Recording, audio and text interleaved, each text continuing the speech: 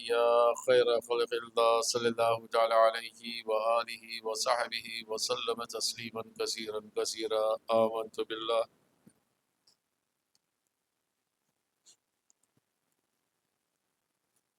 الحمدللہ آج کی جو محفل سعادت ہے جس میں کچھ مبشرات نور مصطفیٰ صلی اللہ تعالیٰ علیہ وسلم کا اظہار اور حمل آمنہ جو نبی دو عالم صلی اللہ تعالیٰ علیہ وسلم نے بشارت دی، اور تیسرا وہی نور مجسم اطہر مصطفیٰ صلی اللہ تعالیٰ علیہ وسلم مبعوث دنیا. ان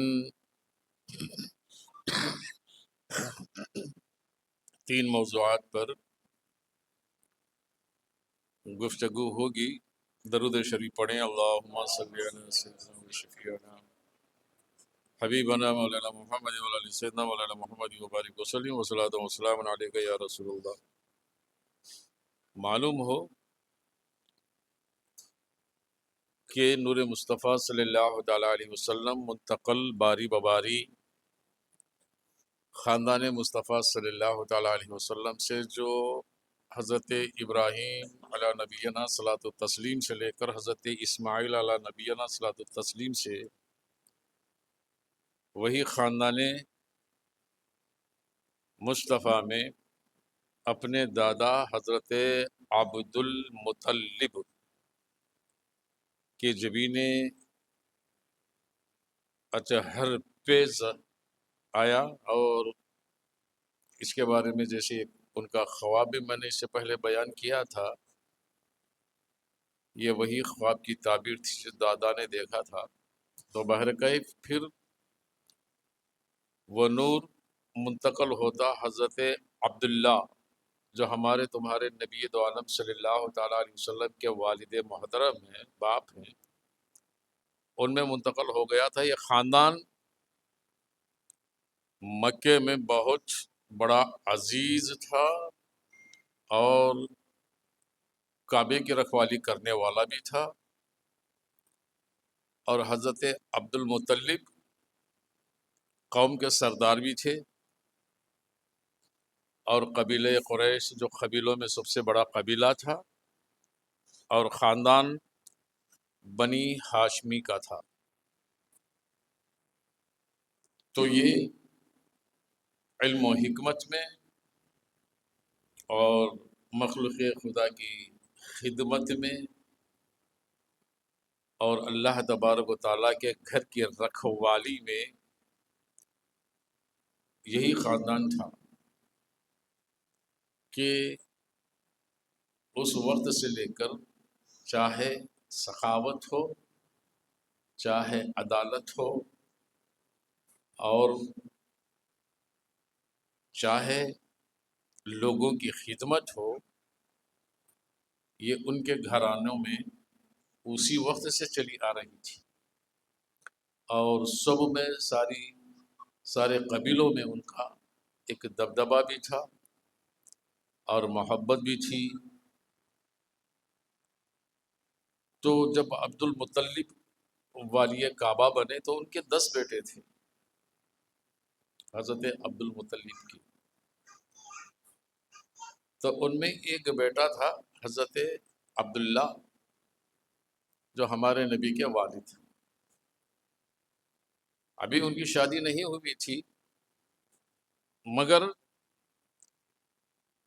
دور بنی ہاشم سے لے کر ہمارے نبی صلی اللہ تعالی وسلم کے دنیا میں مبعوث ہونے تک، ان کے بڑے ہونے تک، اور اس کے بعد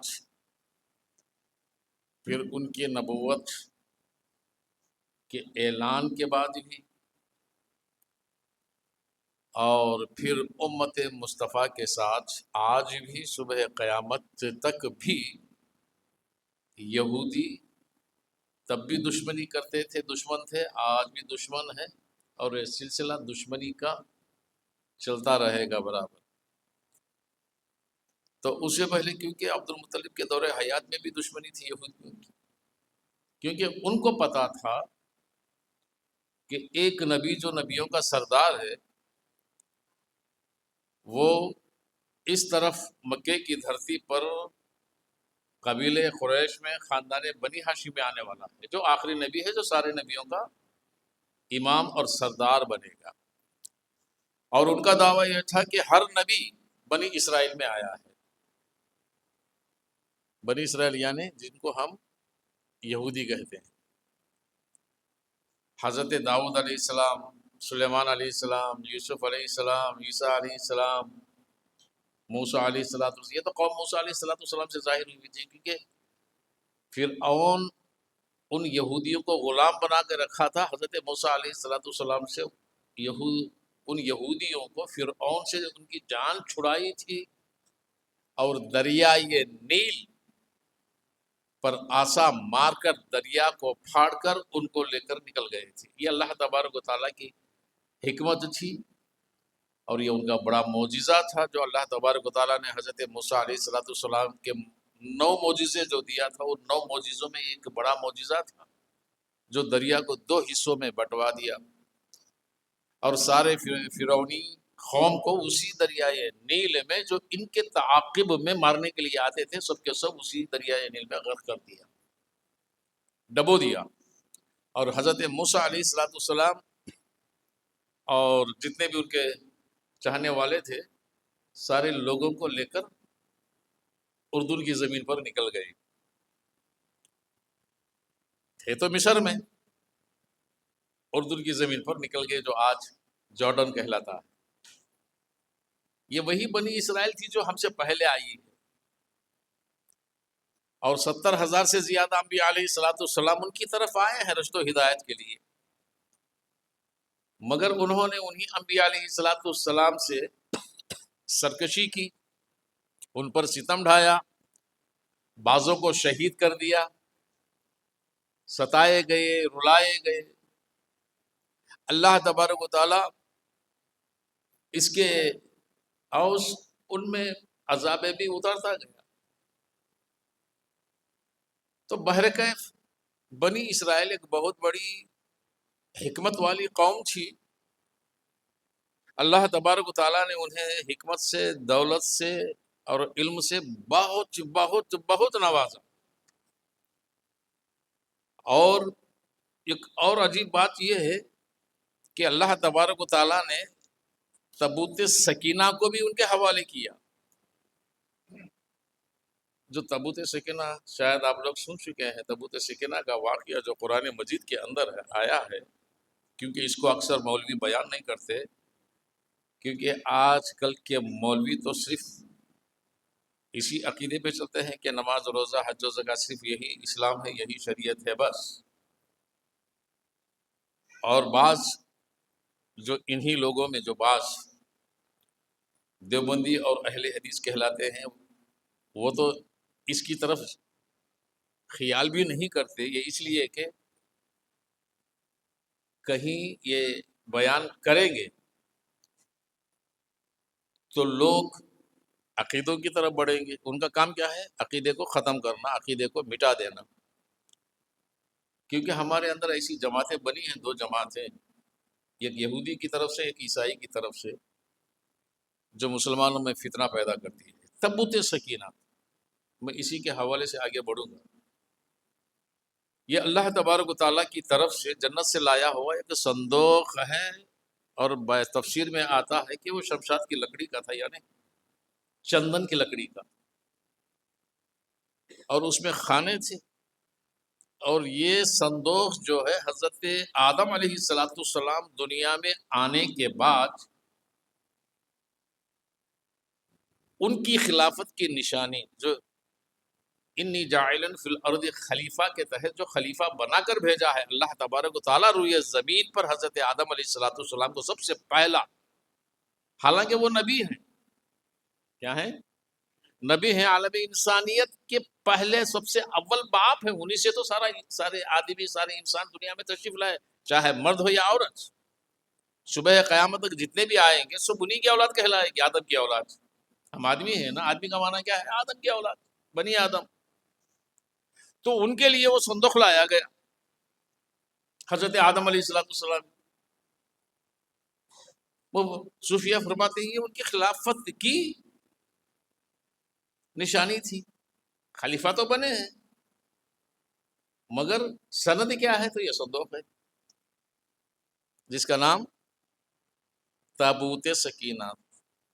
تابوت کہتے ہیں صندوق کو، سکینہ کہتے ہیں سکون کی دولت کو، سکون کی دولت کو. اب ہم سکینہ کہتے ہیں اور بعضوں نے سکنیا کہتے ہیں. بات سمجھ میں آ رہی ہے؟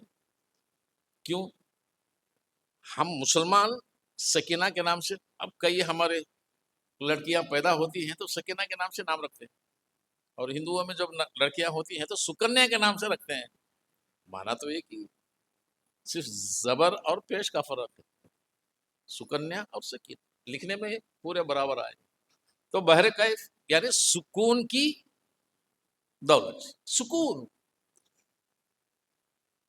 یہ نشانی تھی حضرت آدم علیہ السلام کے بعد. پھر حضرت شیش علیہ السلام کے پاس آئی، اور ان کے بعد پھر حضرت ادریس علیہ السلام کے پاس، حضرت نوح علیہ السلام. یہ باری باری بدلتی تھی، اس کی وصیت ہوتی تھی، وصیت نامے ہوتے تھے. اور اسی طرح بدلتی بدلتی حضرت موسیٰ علیہ نبینا صلاۃ التسلیم کے پاس آئی وہ نشانی.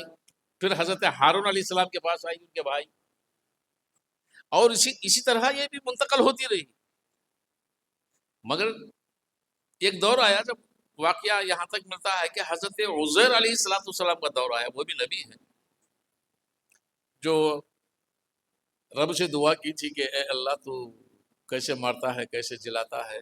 تو موت ان پر مسلط ہو گئی تھی، پھر 100 سال کے بعد زندہ ہو گئی. قرآن بتاتا ہے کتنے سال کے بعد؟ تیسرے پارے میں ہے نا یہ واقعہ. 100 سال کے بعد. ان کے ساتھ میں ایک گدھا تھا، وہ بھی مر گیا تھا، وہ بھی 100 سال کے بعد زندہ ہوا. آپ توشہ لے کر جا رہے تھے، شربت تھا، روٹیاں تھیں، مچھلی کا سالن تھا، وہ بھی تر و تازہ ملا. تو اللہ تبارک اس نبی کی آرزو کو پورا کر کے بتایا. جیسے حضرت ابراہیم علیہ السلام نے بھی دعا کی تھی کہ تو کیسے مارتا جلاتا ہے. تو رب نے فرمایا تھا کیا تجھے یقین نہیں ہے؟ تو ابراہیم نے فرمایا ہاں مجھے یہ تو یقین ہے، لیکن اے اللہ پھر بھی میرے دل کو تسلی ہو، اطمینان ہو.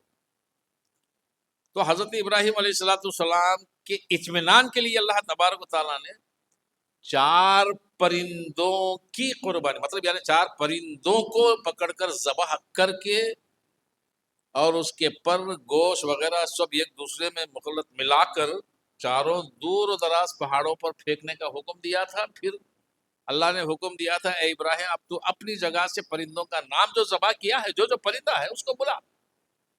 جب حضرت ابراہیم علیہ السلام پرندوں کا نام لے کر بلاتے تو گوشت بھی اڑتا، ہوا میں پر لگ جاتے، اور جو پرندہ ہے اسی پرندے کا گوشت بن جاتا، پرندہ بن جاتا، اس میں جان آ جاتی. حضرت ابراہیم علیہ السلام کی بارگاہ میں چلے آ جاتے تھے. یہ بھی دکھایا تھا اللہ تبارک و تعالیٰ، مطلب اپنے حبیبوں کی، اپنے محبوب بندے جو ہوتے ہیں ان کی آرزو کو اللہ تبارک و تعالیٰ، ان کا دل کبھی مایوس ہونے نہیں دیتا. ان کی جو آرزو ہوتی ہے ان کی تسلی کے لیے، سکون کے لیے اللہ تبارک و تعالیٰ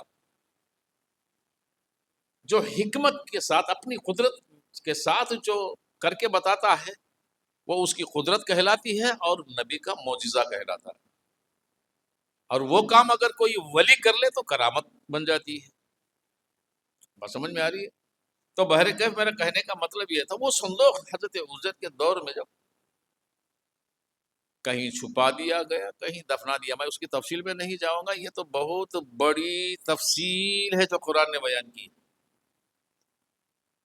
کیونکہ صندوق کی تاثیر، صندوق کی کرامت یہ تھی کہ صندوق سامنے رکھ کر جو بھی دعا کرتے وہ دعا فوراً اسی وقت مقبول ہو جاتی، اسی صندوق کے وسیلے سے۔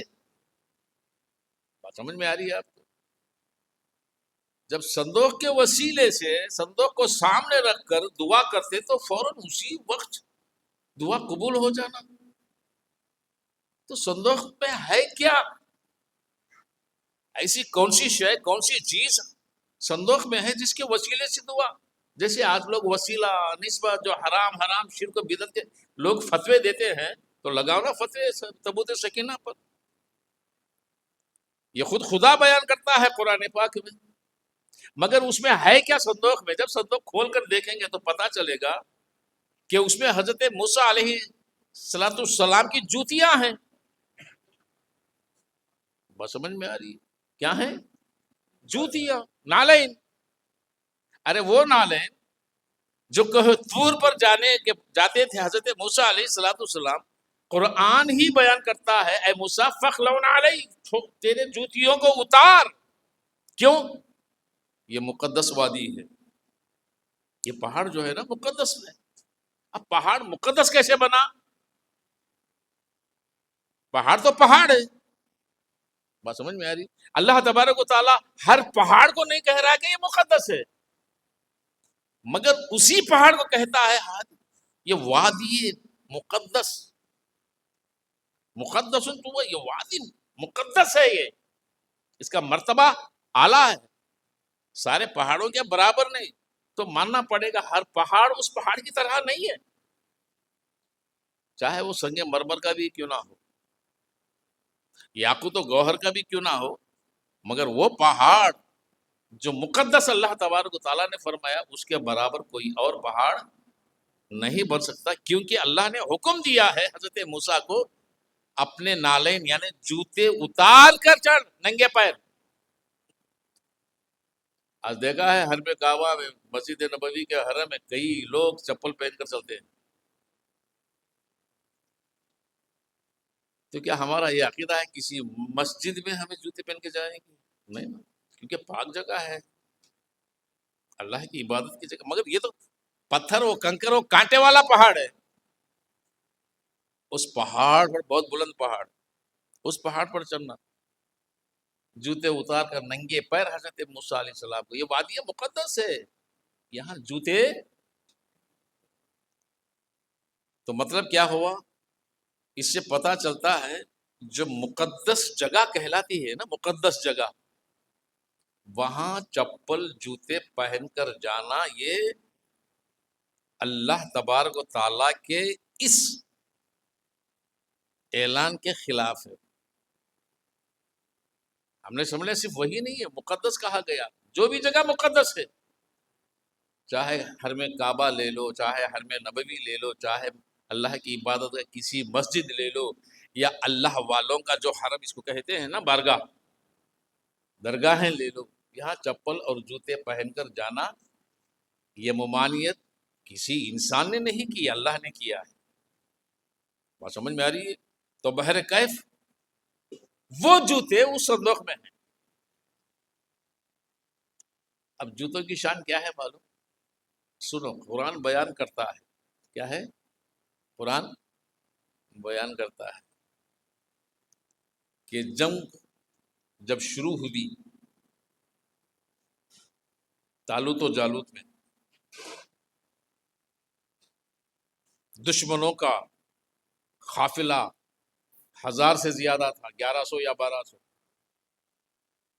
اللہ والوں کا لشکر صرف سے صرف 313 تھا۔ کتنا تھا؟ 313۔ اب 313 والے ہیں، 1000 سے زیادہ 1100-1200 لشکر والوں سے لڑنا، ان کا لشکر بہت زیادہ تھا، مگر راستے میں ایک آزمائش ہو گئی تھی ان کے ساتھ، کیونکہ وہ پیدل چل کر آ رہے تھے تپتی ہوئی دھوپ میں۔ تو اعلان ہوا، کیونکہ پانی ختم ہو چکا تھا، کھانا ختم ہو چکا تھا، تو کیا اعلان ہوا معلوم؟ راستے میں ایک نہر ملے گی، اس میں برف سے زیادہ ٹھنڈا، شہد سے زیادہ میٹھا پانی، ایک چشمہ ہوگا یا نہر ہوگی، وہ ملے گی راستے میں، مگر لوگوں اس چشمے کی طرف مت جاؤ، اس میں مت اترو اور اس کا پانی مت پیا کرو، اگر پیئیں گے تباہ ہو جائیں گے۔ ایک امتحان تھا اللہ والوں سے، نکلا تھا لشکر، وہ بھی زیادہ تھا، بہت زیادہ تھا۔ اب یہ دھوپ کی شدت، پیاس کی شدت سے لوگوں کا بدحال تھا۔ تھوڑی دور آگے تھا میدان، بس جب نہر کا سامنا ہوا، نہر ملی، کئی کا اعلان سنیں گے اعلان، ارے آج کے ہمارے لوگ ہماری بات نہیں سنتے۔ اب ایسی شدت کی پیاس میں جب ٹھنڈا پانی کا سامنا ہو، صاحب کیا صاحب کی باپ کی ریس نہیں، پہلے اپنی پیاس بجھائے، سب کے سب دڑ دڑ دڑ دڑ جا کر کود پڑے پانی میں، اور پانی پیاس کی شدت کی وجہ سے پینے لگے۔ تو کیا ہوا معلوم؟ ہاتھ پیر کمر ڈھیلے ہو گئے، اسی پانی میں گرتے چلے گئے۔ لشکر بہت تباہ ہوا، بچے کتنے؟ 300۔ ہم سمجھتے ہیں یہ جنگ بدر کے صحابہ کا عدد ہے، نہ، یہ عدد جنگ بدر میں جو ہوا ہے یہ عدد وہاں سے آیا ہے 313۔ جب یہ 313 گئے، سامنے دیکھا ہزار رہا لشکر کھڑا ہے، بڑے ساز و سامان کے ساتھ، ہتھیاروں کے ساتھ، بڑے بڑے اوزاروں کے ساتھ کھڑا ہے، تو ان میں ڈر پیدا ہو گیا، خوف پیدا ہو گیا، ہم تو اتنے ہیں، وہ تو زیادہ، اوزار بھی بہت ہے ان کے پاس، اللہ اب ہمارا کیا ہوگا؟ تو اسی وقت اللہ تبارک و تعالیٰ نے فرشتوں کو حکم دیا، اے فرشتوں، تبوت سکینہ فلانی جگہ پڑا ہے۔ وہ گھر میں نہیں تھا، مسجد میں نہیں تھا، کسی آفس میں نہیں تھا، کسی کمرے میں نہیں تھا، وہ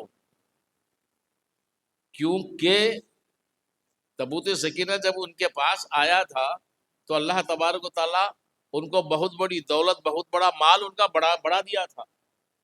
جب بڑھ گیا تھا ان میں فخر آ گیا، گھمنڈ آ گئے، مستی آ گئی، جیسے آج کل ہمارے لوگوں میں آتا نہ ہوتا نا ایسا، تو سمجھ جاؤ کہ یہ بنی اسرائیل کے بھائی پالتو ہیں۔ جو مال کو دیکھ کر گھمنڈ کرتا ہے نا، فخر کرتا ہے، میرے جیسا کوئی ہے نہیں، ایسا فخر آ گیا تھا۔ اور وہ تبوت سکینہ جو بڑی حفاظت کے ساتھ رکھا کرتے تھے بند کمرے کے اندر، وہ صحن میں آ گیا، صحن سے گلی میں آ گیا، گلی سے روڈ پہ آ گیا، روڈ سے کچرے میں گر گیا۔ اس کی عزت کرنے کی بجائے توہین ہو گئی، کچرے کے ڈبے میں طرف ڈال دیے۔ اب اس کی طرف کوئی پلٹ کر دیکھتا نہیں، کیوں؟ دولت آ گئی، مال آ گیا ہے، حکومت مل گئی۔ تو اس کی توہین کی بدولت، یاد رکھیں، قرآن بتاتا ہے، تفسیر میں آتا ہے کہ اس کی توہین کی وجہ سے اللہ تبارک و تعالیٰ نے 5 ملک تباہ کر دیے، کسی کی قتل کی وجہ سے نہیں، کسی کا مال، کسی کی حکومت چھیننے چھپٹنے کی وجہ سے نہیں، صرف ایک تبوت سکینہ کی توہین کی وجہ سے اللہ تبارک و تعالیٰ 5 ملک تباہ کر دیا۔ پر ہے کیا تبوت سکینہ؟ صرف توہین کی ہے اس کی، ہے تو وہ چکلے کا صندوق، شمشاد کی لکڑی سے بنا ہوا، مگر اس کی توہین جب لوگوں نے کیا، دولت جاتی رہی، شہرت جاتی رہی، حکومتیں جاتی رہی، دشمنیاں پیدا ہوتی رہی، بیماریاں آتی رہی، تباہ کے تباہ ہوتے گئے لوگ۔ پھر بعد میں بات کا واقعہ ہے، بات کا خیال آیا، ہاں تبوت سکینہ کی توہین ہوئی، پھر توبہ کی، تبوت سکینہ کو لایا، رکھا، صاف صفائی کی، پھر توبہ استغفار کیا، تو پھر اللہ تبارک و تعالیٰ پھر ان کی حکمت اور علم دولت کو بڑھاتا چلا گیا۔ تو مطلب تبوت سکینہ بھی کچھ ہے نا، ہے کہ نہیں؟ نہیں ہے؟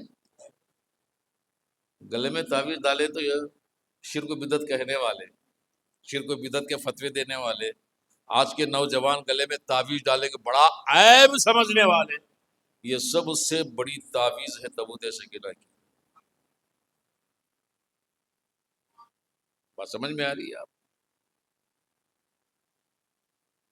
یہ آج کا نیا فیشن آ گیا، نیا نیا۔ جس کو سونا پہنا حرام ہے مرد کو، وہ دے دے 3 3 تولے کی سونے کی چین گلے میں ڈالیں گے، لیکن تعویذ ڈالیں گے عیب، دھاگا ڈالیں گے عیب۔ اس کا کوئی اثر نہ قرآن میں ملے گا نہ حدیث میں۔ سمجھ میں بات؟ اب نجدیوں میں، سعودی عربیہ میں، وہاں کا حال تو ایسا ہے، قیامت برپا ہے، پوچھو مت۔ اب جو لوگ جاتے ہیں نا وہاں دیکھ کر آتے ہیں، وہاں 2 ٹانگوں سے ناچو بولے تو یہاں 14 ٹانگوں سے ناچنا شروع کر دیتے، ایسے حالات۔ ان پڑھ ہوں گے اکثر جانے والے، ان پڑھوں کو وہ پڑھاتے۔ تو بہرکیف میرا کہنے کا مطلب یہ سب سے بڑی تعویذ ہے، اللہ تبارک و تعالیٰ نے تابوت سکینہ کی شکل میں بھیجا ہے۔ اب اس میں کیا ہے؟ جوتے ہیں حضرت موسیٰ علیہ السلام کے۔ اب 313 یہاں خوف کھائے تو اللہ تبارک و تعالیٰ نے فرمایا، فرشتوں کو حکم دیا ہے، فرشتوں جاؤ تابوت سکینہ لاؤ۔ فرشتے گئے، اپنے کاندھوں پہ اٹھا کر لائے تابوت سکینہ کو۔ بات سمجھ میں آ رہی ہے؟ اب اس میں کیا ہے؟ جوتے ہیں، تورات کے ٹکڑے ہیں،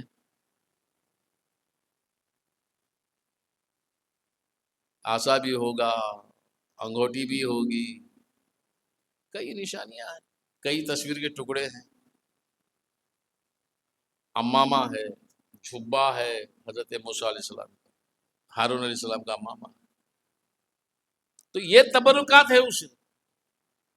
تو اب نبی در نبی جب منتقل ہوتا آیا تو ان کے خانوں میں ہر نبی کی نشانی تو ہوگی۔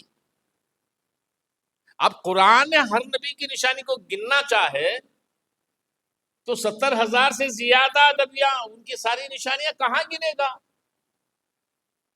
مختصر جو اولو العزم انبیاء ہیں ان کی جو نشانیاں ہیں صرف وہی گنا ہے۔ بات سمجھ میں آ رہی ہے؟ تو اس کی برکت سے، اس کی بدولت سے فرشتے جب کاندھوں پہ اٹھا کر لا کر ان کے سامنے رکھ دیا، اب 313 والے جب دیکھے تابوت سکینہ آ گیا ہے، ان میں قوت اتنی بڑھ گئی، ہمت اتنی بڑھ گئی، اب 1000 لاکھوں کی بھی فوج آ گئی تو کچھ بگاڑ نہیں سکے گی۔ کیوں؟ تابوت سکینہ ہمارے پاس ہے، جس کے پاس ہو اس کی جیت ہوگی۔ یہ عقیدہ ان کا نہیں ہے، یہ قرآن بیان کر رہا ہے۔ اب ادھر والے دشمن دیکھیں، وہ ایسا ڈر گئے، اتنے پست ہو گئے، اتنے بڑے اوزار، اتنی طاقت، اتنی فوج رکھنے کے بعد بھی ایک دوسرے سے کہنے لگے، ارے اب تو تابوت سکینہ ان کے پاس آ گیا، اب وہ جیتیں گے ہم ہاریں گے۔ بات سمجھ میں آئی؟ اب وہ جیتیں گے ہم ہاریں گے۔ ایسا ہی ہوا، وہ سب ختم ہو گئے، 313 کی جیت ہو گئی۔ اب مجھے بتاؤ، تابوت سکینہ کی وجہ سے، اس کی نسبت کی وجہ سے، اس کے وسیلے کی وجہ سے ان کی جیت ہوئی کہ نہیں ہوئی؟ خدا نے کہا تابوت سکینہ کیا لگا رکھا، یہ تو شکلے کا صندوق ہے، میں تمہارا خدا ہوں، تم ہمارے محبوب ہو، میں تمہیں جتاؤں گا۔ کہا وہ تو قدرت والا ہے، ساری طاقت و قوت دینے والا ہے، مگر یہ تو صرف ایک بہانہ ہے۔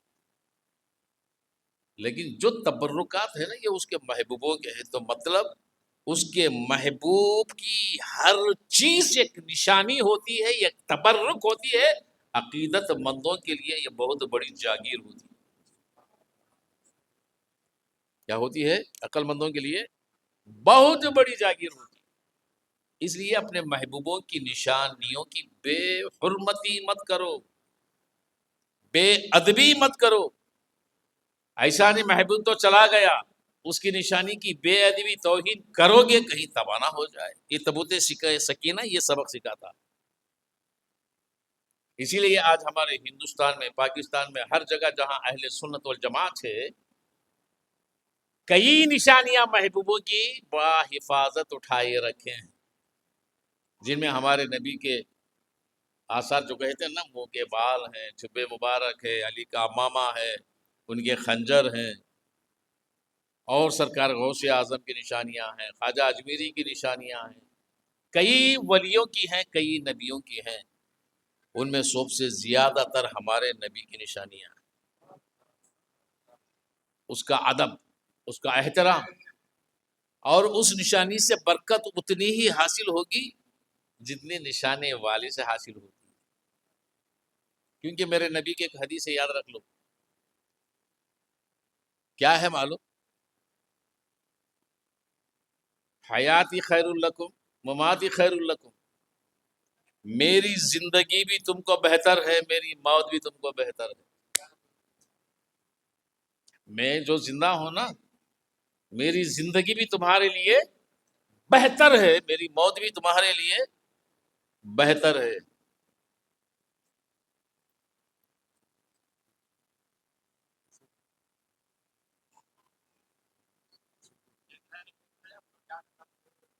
جگہ جگہ درود شریف پڑھیں، اللہم صلی علی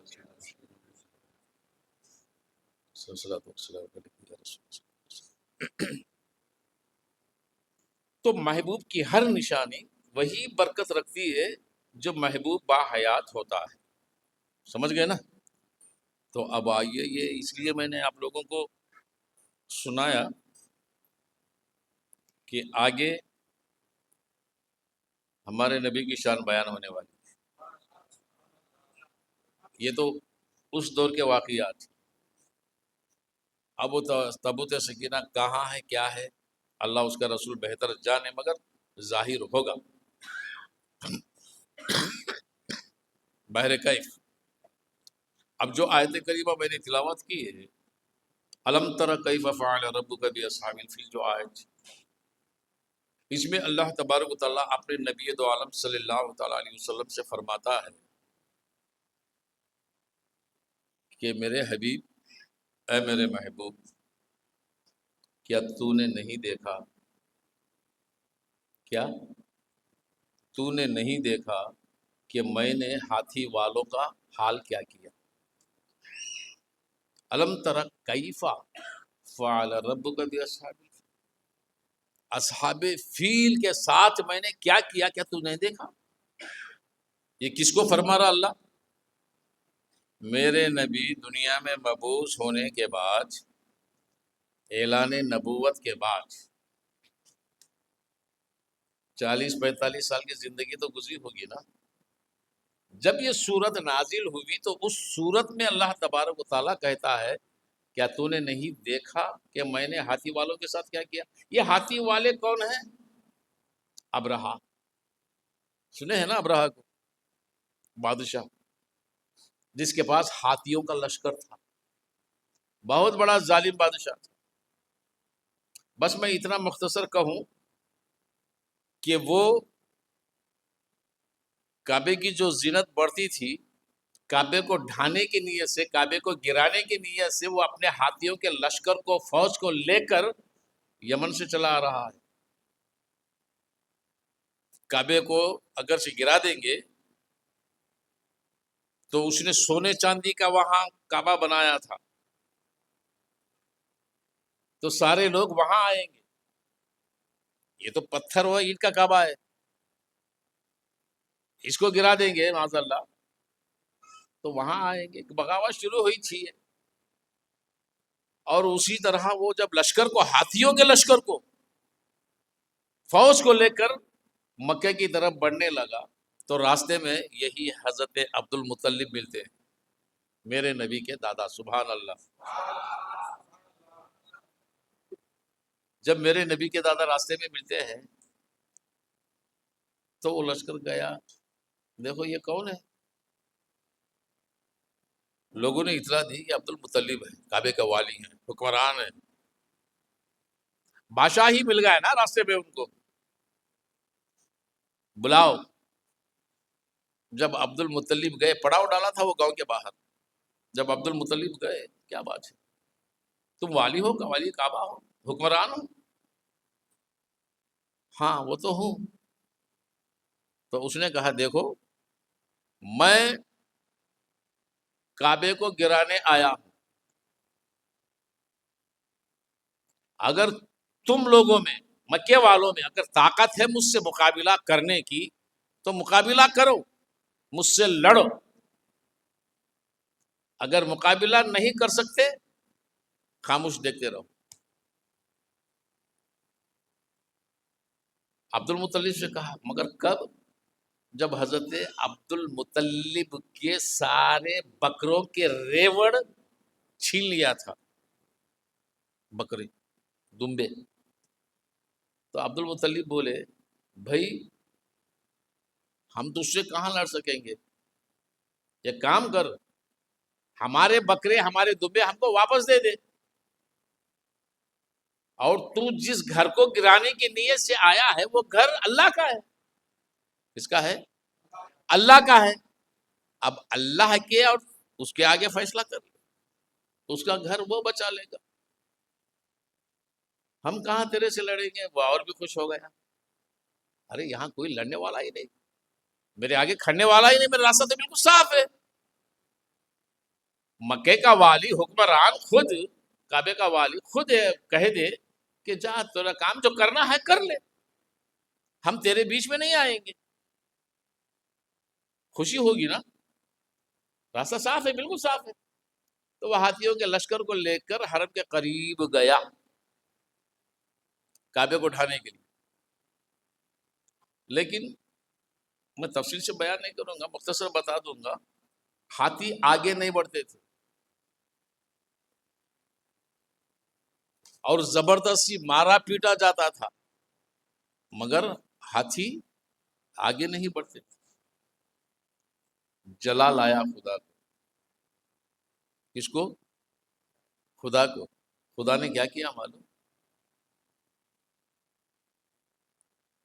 چھوٹے چھوٹے پرندوں کو بھیجا جس کو ابابل کہتے ہیں۔ الم یجعل کیدہم فی تضلیل وارسل علیہم طیرا ابابل،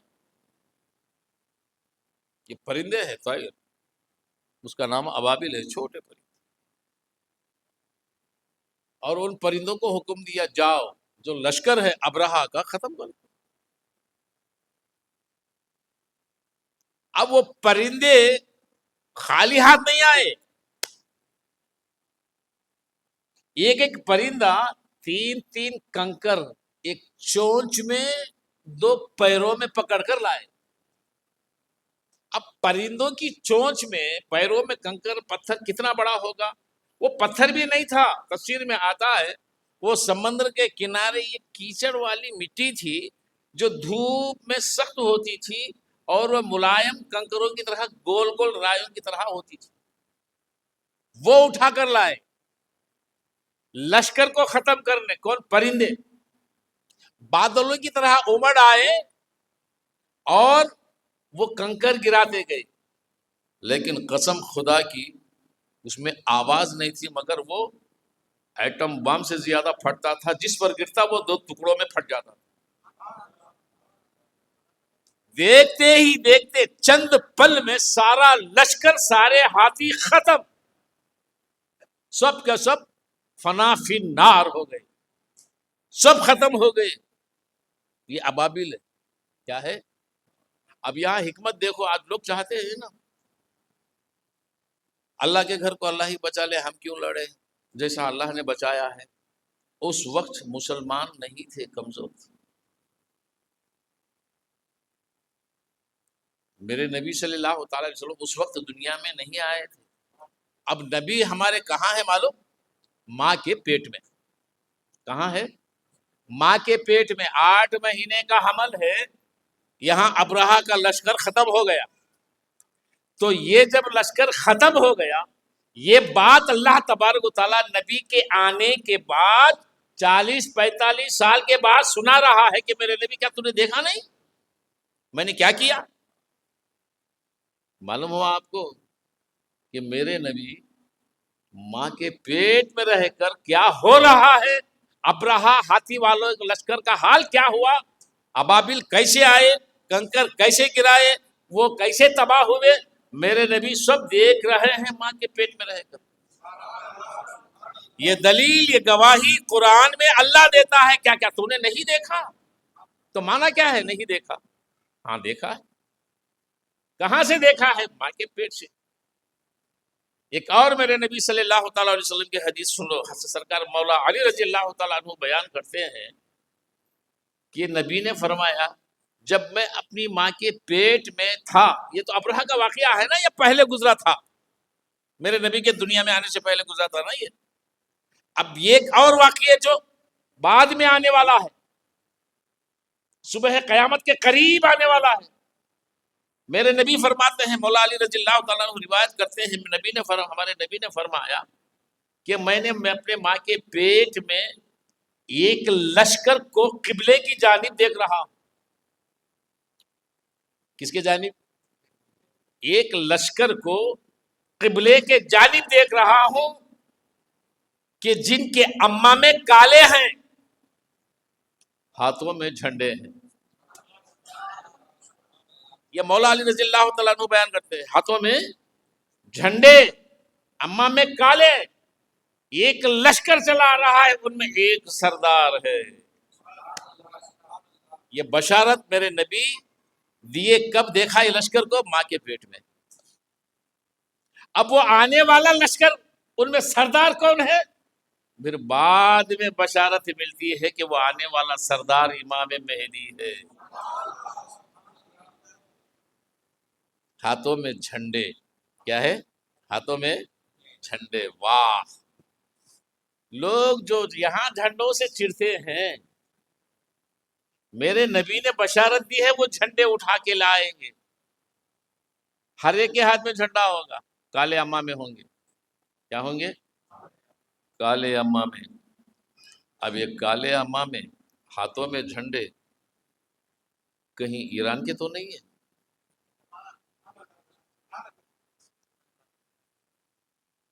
آئی بات سمجھ میں؟ کہیں ایران کے تو نہیں؟ کیوں؟ ان کے امامے بھی کالے ہیں، جھنڈے والے ہیں، ان کا جذبہ، ان کا یقین۔ ہر فرقہ قرآن و حدیث بیان کرتا ہے، نماز و روزہ، حج و زکات، شرک فتوے لگاتا ہے، عقیدے کو مٹانے کی کوشش کرتا ہے،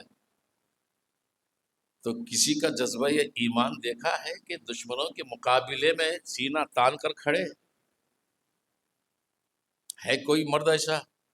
چاہے تم دیوبندیوں کو لے لو، اہل حدیثوں کو لے لو، جماعت اسلامی، جتنی بھی جماعتیں دنیا میں جو انگریز نے بنایا ہے، یہودیوں نے بنائے ہیں، ساری جماعتوں کو لے لو، یہ سب ان کی گائیں گے، ان کی واہ واہ کریں گے، اور اہل سنت و شیون پر تانے دیں گے، شرک و بدعت کے فتوے مسلمانوں پہ لگائیں گے، کیونکہ امریکہ ان کا باپ ہے اور یہودی ان کا دادا۔ کیونکہ میں نے ایک بیان سنا ہے، ایک اہل حدیث کا مولوی اسرائیل کی ایسی سواری کی ہے کہ مسلمانوں کو کاٹا ہے، خیر خواہ بنایا ہے۔ کیسا مسلمان؟ ہزاروں کے مسلمان، معصوم بچے جیسے غزہ میں شہید ہوئے، لاکھوں کے مسلمان، اور معصوم بچوں کو اس طرح شہید ہوئے، کیا ان کو رحم نہیں آتا؟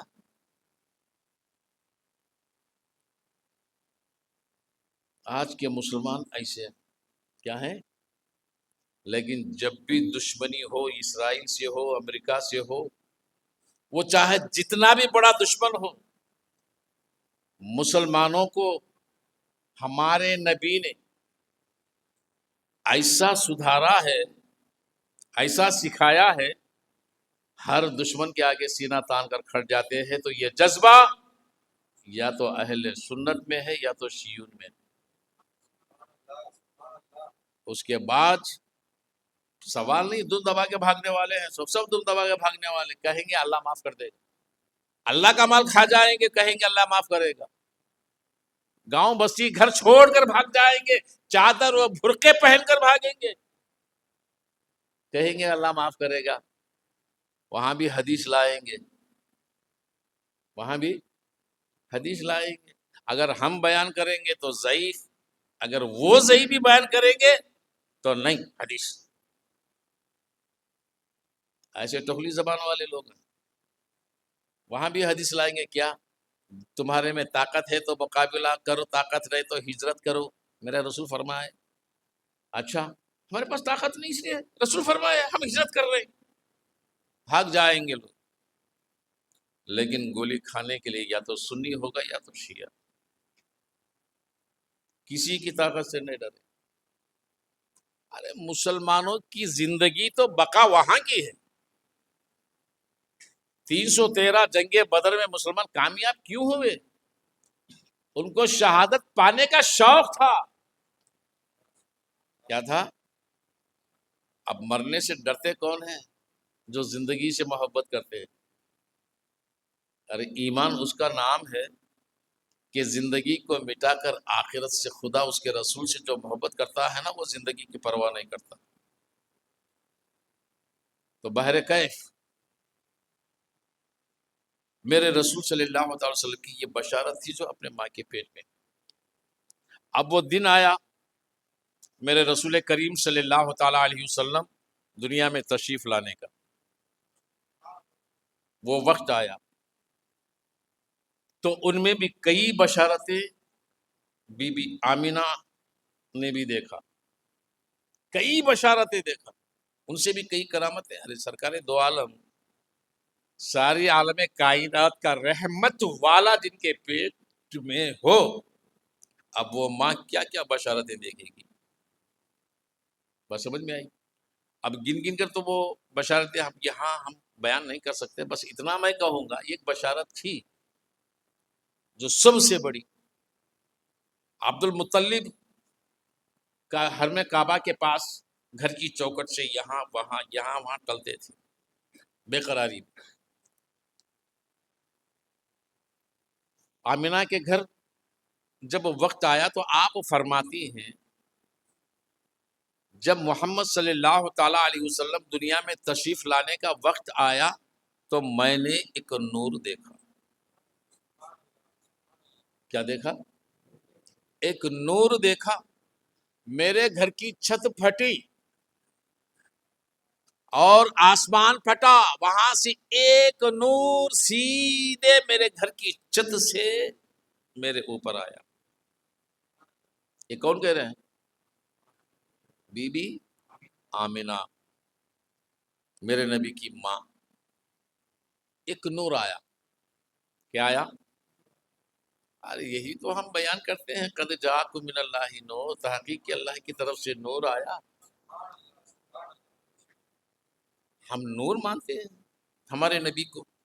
اب اس میں ایک بات میں آپ لوگوں کو رکھوں گا، ہمارے نبی کو نور مانتے ہیں اور بشر بھی مانتے ہیں۔ کیا ہے؟ بشر بھی مانتے ہیں، یعنی نوری بشر۔ ایسا نہیں کہ ہم بشر نہیں مانتے، مانتے ہیں۔ ایسا نہیں کہ ہم نور نہیں مانتے، نور بھی مانتے ہیں۔ جیسے آج کل لوگ نور نہیں مانتے، بات سمجھ میں آئی؟ تو نور کی دلیل یہ ہے کیونکہ قد جاءکم من اللہ نور و کتاب مبین، تحقیق کہ اللہ کی طرف سے نور اور کتاب آئی۔ مگر بعض لوگوں کا عقیدہ ہے نور کتاب سے مراد ہے۔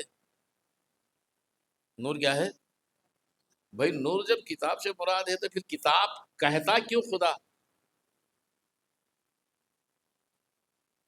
اور نور ہدایت سے، یہ الگ الگ بات۔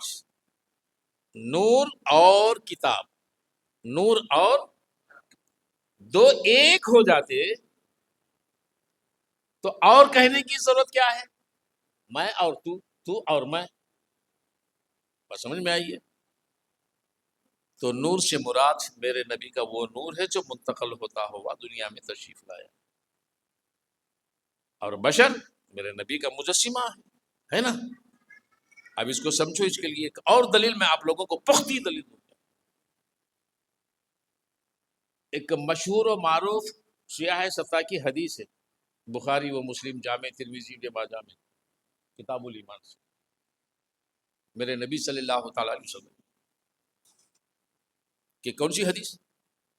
میرے نبی جب مسجد نبوی میں بیٹھے ہیں، چاروں طرف صحابہ،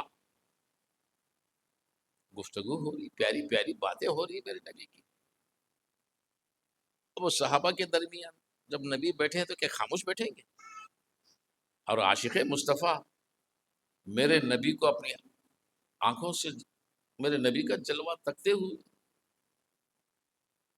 تو اتنے میں ایک شخص آیا میرے نبی کی بارگاہ میں، سفید لباس، باقاعدہ کنگھی وغیرہ، بال وغیرہ سب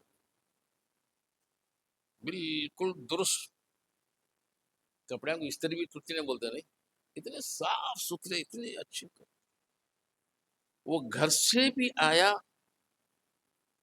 تو چلنے کی وجہ سے کپڑوں پہ کبھی موڑ آتا، مگر نہیں، بالکل صاف ستھرا،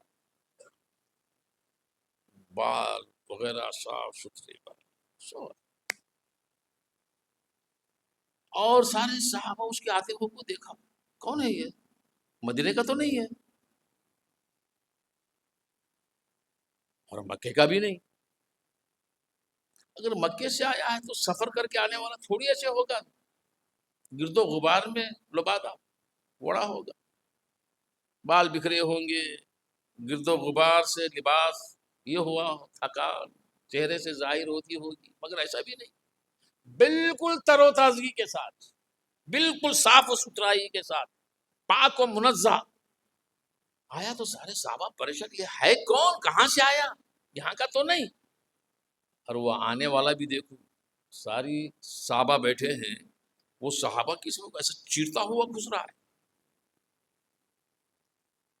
سیدھا ہٹتے ہٹتے گھستے گھستے جا کر کیا ہے، جہاں رسول اللہ بیٹھے ہیں، رسول اللہ کے روبرو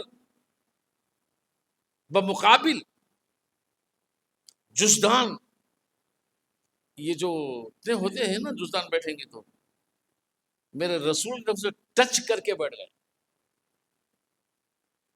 سمجھ میں آ رہی ہے؟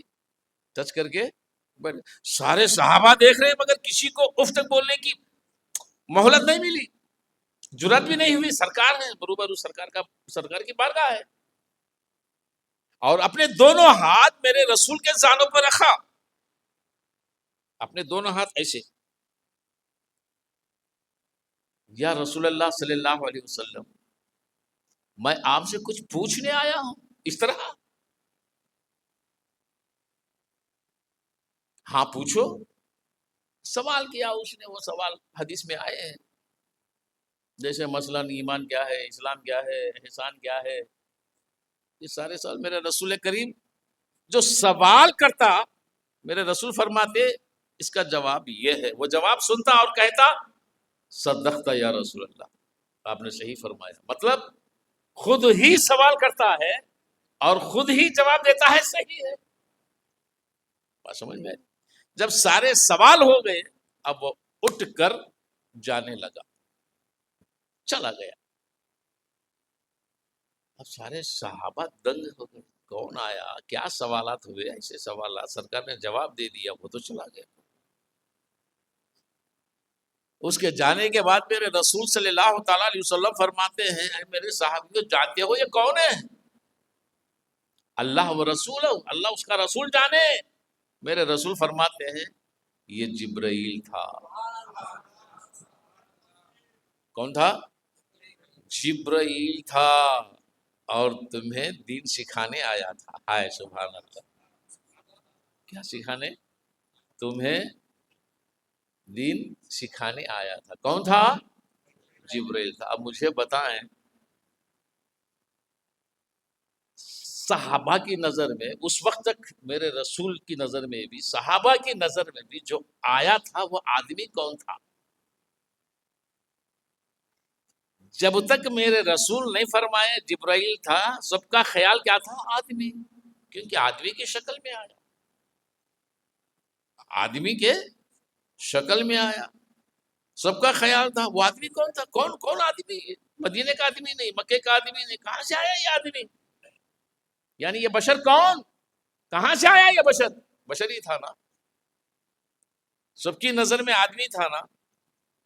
اب میرے رسول فرمائے وہ جبرائیل تھا تو مجھے بتاؤ اب جبرائیل آدمی ہے یا نوری بشر ہے؟ نور والا ہے نا جبرائیل، سارے فرشتے تو نور والے ہیں نا، سارے فرشتے نور والے ہیں، ہے کہ نہیں؟ تو پھر نور ہی کا ہونا، آدمی کیوں کہتے ہو جبرائیل کو؟ نور ہی تھا نا وہ، پھر جبرائیل کو آدمی کیوں کہتے ہو؟ تو مطلب جبرائیل کے آدمی کہنے سے نور ختم نہیں ہوا، وہ ہے تو نور والا مگر آدمی کی شکل میں آیا۔ تو بلا مثال و تمثیل میرے نبی نور والے، سب کو برابر نور کا حصہ بانٹا میرے نبی نے، میرے نبی کے نور کے قطروں سے ہی یہ سارے جبرائیل و میکائیل اسرافیل و اسرائیل سارے فرشتے بنے ہیں نور کے۔ میرا نبی نور ہے، لباس بشر ہمارے لیے اوڑھ کر آیا ہے، تو ہم لباس بشر دیکھ کر نور کو کیوں بھول جائیں گے؟ ہمارا نبی ہمارے لیے لباس بشر، کیونکہ ہمارے نبی کا نور دیکھنے کی طاقت و قوت عالموں میں کسی کی نہیں ہے۔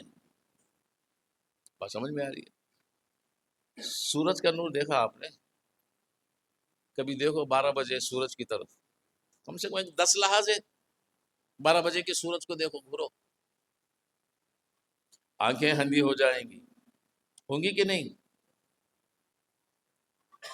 مگر سورج کا نور تو میرے نبی کے نور کا ایک قطرہ ہے،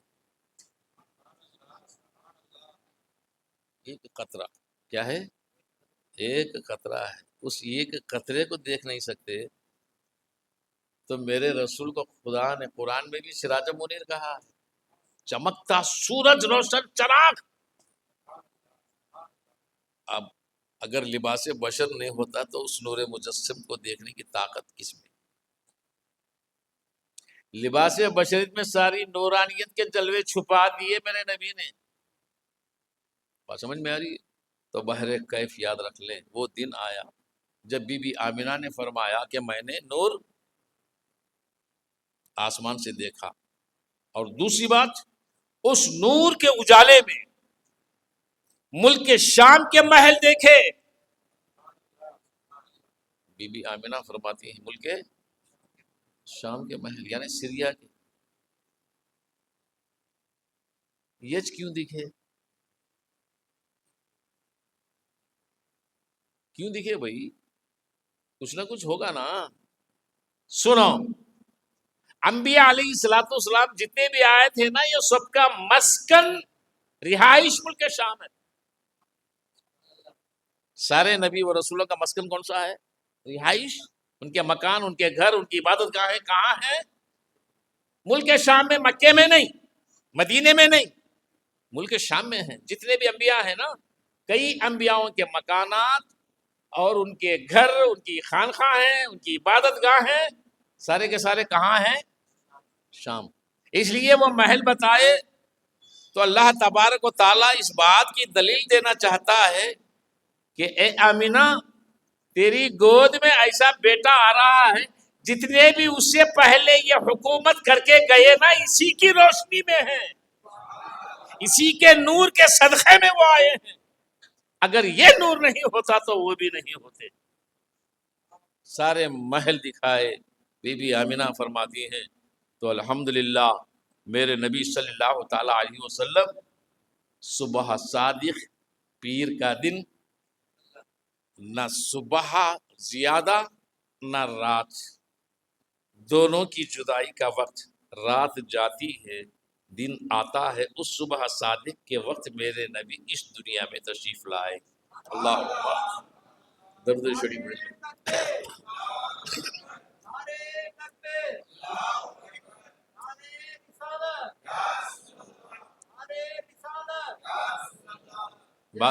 بات سمجھ میں آئی آپ کو؟ کیوں رات میں بھی آ سکتے یا دن میں بھی آ سکتے؟ یہ اس لیے دن میں آ جاتے تو رات ناراض ہو جاتی، رات میں آتے تو دل ناراض ہو جاتا. تو میرے رسول دونوں کی ملن سے جو ہے کہ وقت میں آ گئے، کہتا کہ دن بھی ناراض نہ ہو اور رات بھی ناراض نہ ہو. صبح صادق کا وقت تھا، 12 ربیع الاول تھا، اور ایک روایت کے ساتھ 9 ربیع الاول ہے، مختلف ہے روایتیں. تو پیر کا دن تو مقرر ہے. کیا ہے؟ پیر کا دن مقرر ہے. جب دنیا میں تشریف لائے تو باندی کہتی ہیں بچہ دکھا نہیں. ہم ڈھونڈتے رہے بچہ کہاں ہے. تو کئی دیر کے بعد بچے کو سبز کپڑے میں یعنی ہرے رنگ کے کپڑے میں لپیٹ کر لا کر ماں کی گود میں سلا دیا.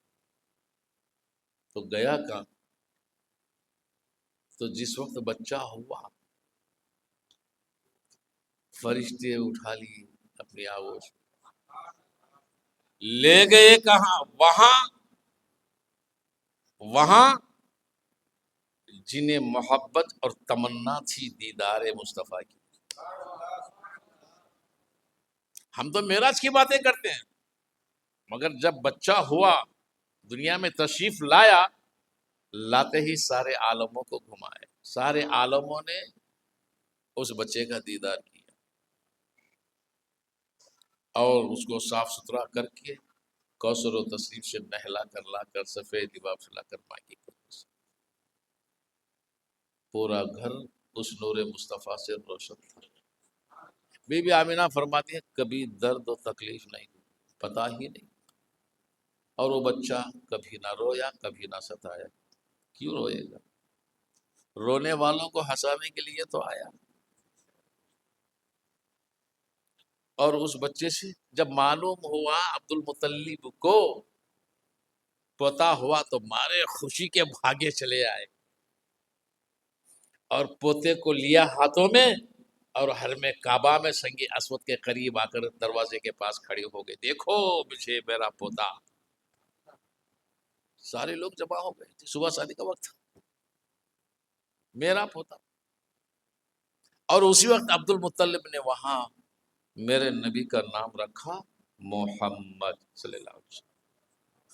کیا نام رکھا؟ اس سے پہلے کسی کا نام محمد نہیں، نام رکھا محمد، کیونکہ عبد المطلب کو وہ بشارت یاد ہے.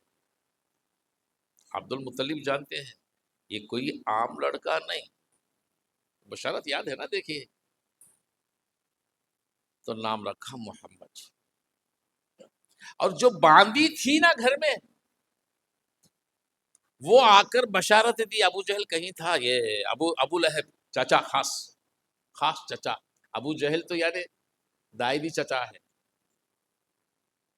خاص چچا کون ہے؟ ابو لہب. باندی آ کر بشارت دی، اے ابو لہب تجھے بتیجا ہوا. کیا ہوا؟ ابو لہب خوش ہو گیا. دشمنی تو بعد میں ہوئی وہ اعلان نبوت کے بعد، تب تو بہت چاہتے تھے. بہت خوش ہوگا. اس خوشی کے مارے جو لونڈی خبر دی ابو لہب کو، خوشی کے مارے لونڈی کو کہہ دیا جا آج سے تو آزاد ہے، یہی تحفہ ہے، یہی ہدیہ ہے. انگلیوں کے اشارے سے اس نے باندی کو آزاد کر دیا. پھر بعد میں دشمن بناؤ، لیکن یاد رکھیں حضرت عبداللہ ابن عباس کی روایت،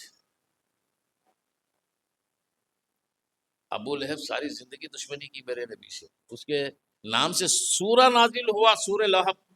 تبت یدا ابو لہب و تب، ٹوٹ جائے ابو لہب کے ہاتھ. یہ بدعا ہے نا، دینے والا کون؟ دیکھو میرے نبی سے دشمنی کتنی بھاری پڑ رہی ہے. میرے نبی خاموش ہے. کیوں؟ اس لیے یہ سورت نازل ہوئی کہ ابو لہب نے میرے نبی کو بدوا دیا، اسی لیے ہم کو بلایا، یہ خدا کی پرسش کے لیے تیرے ہاتھ ٹوٹ جائے. میرے نبی سے کہا تھا تو میرے نبی خاموش ہو گئے مائز. مگر اللہ تو خاموش نہیں. سورت نازل کیا تبت یدا ابو لہب وتب، ٹوٹ جائے ابو لہب کے ہاتھ، کٹ ختم. پھر اس کے بعد بیوی کے لیے ماغنا عنہ مالہ وما کسب سیصلی نارا ذات ابی وحمالۃ الحطب فی جیدہا حبل من مسد. بیوی کے لیے فرمایا، اس کی بیوی جو لکڑیوں کا گٹھا سر پہ باندھ کر آتی ہے، رسی سے باندھ کر، وہ رسی گلے کا پھندا بن کے مر جائے. یہ کون کہہ رہا؟ ایسا ہی ہوا. ابو لہب کا بہت آخری وقت بہت بڑا عذاب میں مبتلا. بیوی لکڑیاں چن کر سر پہ گٹھا لاتی تھی، وہ ہوا کا جھونکا آیا، وہ پلٹا، اس کی رسی جو باندھی تھی نا وہ گلے میں پڑ کے ایک بار اس نے بدوا دی میرے نبی کو، تو اللہ تبارک و تعالیٰ نے صبح قیامت تک کے وہ سورہ بنا کر قرآن میں نازل کر کر ہر مسلمان سے نمازوں میں پڑھا رہا ہے. عبادت اللہ کی، نماز اللہ کی، رکوع سجود اللہ کا، مگر جب بھی مولوی، حافظ، قاری، امام، مقتدی، مصلی جو بھی نماز میں پڑھے گا تبت یدا ابو لہب اس کا نام لے کر پڑھے. اللہ کی عبادت میں اس کا نام، یہ شرک نہیں ہے؟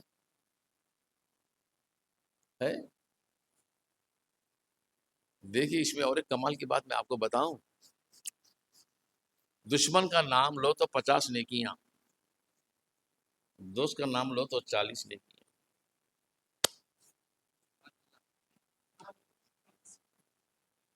یہ میں ایسے نہیں کہہ رہا ہوں. دیکھو قرآن میں میرے نبی کا نام آیا ہے، محمد بھی آیا، احمد بھی آیا صلی اللہ علیہ وسلم. کتنے حرف ہیں بھائی اس میں؟ احمد کہو گے 4، محمد کہو گے 4. یہ اللہ کے دوست پیغمبر ہیں، ہمارے نبی ہیں. جب قرآن پڑھتے یہ پڑھیں گے تو میرے نبی فرماتے ہیں قرآن کے ہر حرف کے بدلے 10 نیکیاں، پڑھنے والے کو، سننے والے کو بھی. کتنی؟ 10. ایک حرف کے بدلے کتنے؟ ایک حرف پڑھو گے تو کتنے نیکیاں ملیں گی؟ 10. 4 حرف پڑھیں گے، میں نے احمد پڑھا 40 نیکیاں. فرعون خدا کا دشمن، خدائی دعویٰ کرنے والا فرعون پڑھا 50 نیکیاں. مگر خدا کے دشمن کو دشمن تصور کرو، خدا کے دوستوں کو اپنا دوست بنا. یہ دشمن تصور کرنے کی بدولت 50. بات سمجھ میں آ رہی؟ یہ قرآن ہے. اللہ تبارک و تعالی سارے انعامات و اکرامات، ہدایات جتنے بھی ہیں نا اس کے دوستوں کے لیے دیا، دوستوں کے لیے اٹھائے رکھا ہے. نبی اس کے دوست ہیں، رسول اس کے دوست ہیں، صالحین اس کے دوست ہیں، صدیقین اس کے دوست ہیں، شاہدین اس کے دوست ہیں، اولیاء صلاحہ، غوث و ابدال و قطب اس کے دوست ہیں. اور قرآن کی ساری ہدایت جو ہے نا ہدی للمتقین، جو دوست اس کا ہوتا ہے وہ تقوی پرہیزگار والا ہوتا ہے. اور قرآن اسی کے لیے، قرآن کی ہدایت اسی کے لیے، ہدی للمتقین. سمجھ میں آ رہی ہے؟ تو جتنے اس کے انعامات و اکرامات جتنے بھی ہیں اللہ نے اس کے دوستوں کے لیے دیا ہے. اسی لیے کہتا ہے اگر انعام و اکرام چاہتے ہو، تحفے چاہتے ہو، ہدیے چاہتے ہو، ہدایت چاہتے ہو، تو میرے بندو، میرے دوستوں کے راستے پہ چلو. اہدنا الصراط المستقیم. کس کے راستے پر چلو؟ میرے دوستوں کے راستے پر چلو، کیونکہ میرے سارے انعام و اکرامات میں نے دوستوں کو دے رکھا ہے. اگر چاہیے تو ان کے راستے پر چلو. اور ہم کیا ہیں؟ نہیں، ہم تیرے راستے پہ آتے. اب اس کا راستہ کہاں ملے گا بھائی؟ مشرق میں، مغرب میں، جنوب میں، شمال میں. تم کعبے کو بھی جاؤ نا، راستہ نہیں ملے گا، کیونکہ کعبے سے کوئی راستہ ہے ہی نہیں اس کی بارگاہ تک. کیوں؟ میرے نبی نے اس کی بارگاہ میں جانے کے لیے کعبے سے نہیں گئے تھے، بیت المقدس سے گئے تھے، ملک شام سے گئے تھے. آئی بات سمجھ میں؟ اگر راستہ کعبے سے اس کی بارگاہ میں جانا ہوتا تو میرے نبی معراج کیا ہے؟ بارگاہ الہی میں جانے کا نام ہے، مگر کعبے سے کیوں نہیں گئے؟ اگر چلے جاتے تو آپ لوگ دعویٰ کرتے، کیا کرتے؟ دعویٰ کرتے ہاں کعبے سے خدا کا راستہ ملتا ہے، کعبے سے خدا کا راستہ ملتا ہے، کعبے سے خدا کا راستہ ملتا ہے، مگر خدا عالم الغیبی و شہادت ہے، خدا کو کب گوارا؟ ارے نادان، کعبے سے میرا راستہ نہیں ہے، میرے محبوب جو راستے پر چلتا ہے اسی پر میرا راستہ ہے، میرا حبیب جو راہ بتاتا ہے، میرا حبیب جس راستے پر چلتا ہے وہی میرا راستہ ہے۔ اطیعوا الرسول فقد اطاع اللہ، میرے محبوب کی اطاعت میری اطاعت۔ بات سمجھ میں؟ اس دھن میں مت رہے نا کہ کعبے سے خدا کا راستہ ملتا ہے، ہاں مدینے سے خدا کا راستہ ضرور ملتا ہے۔ کہاں سے ملتا ہے؟ اگر چاہتے ہو خدا کا راستہ، گارنٹی اس بات کی سند ہے کہ مدینے سے ملتا ہے۔ کعبہ تو عبادت کا ہے، کیا ہے؟ عبادت کے لیے، طواف کے لیے ہے، نماز کے لیے ہے، مگر مدینہ رب کی رضا کے لیے ہے، ملاقات کے لیے، منزل کے لیے۔ اس لیے محبوبوں کا راستہ اپناؤ، محبوبوں کے راستے پر چلنے کی کوشش کرو۔ الحمدللہ اللہ تبارک و تعالی ہر انعاموں میں سے کہیں نہ کہیں ذرا نہ ذرا حصہ اگر ہماری جھولی میں بھی ڈال دے نا تو ہم دنیا اور آخرت میں مالا مال ہو جائیں گے۔ وآخر دعوانا ان الحمدللہ رب العالمین۔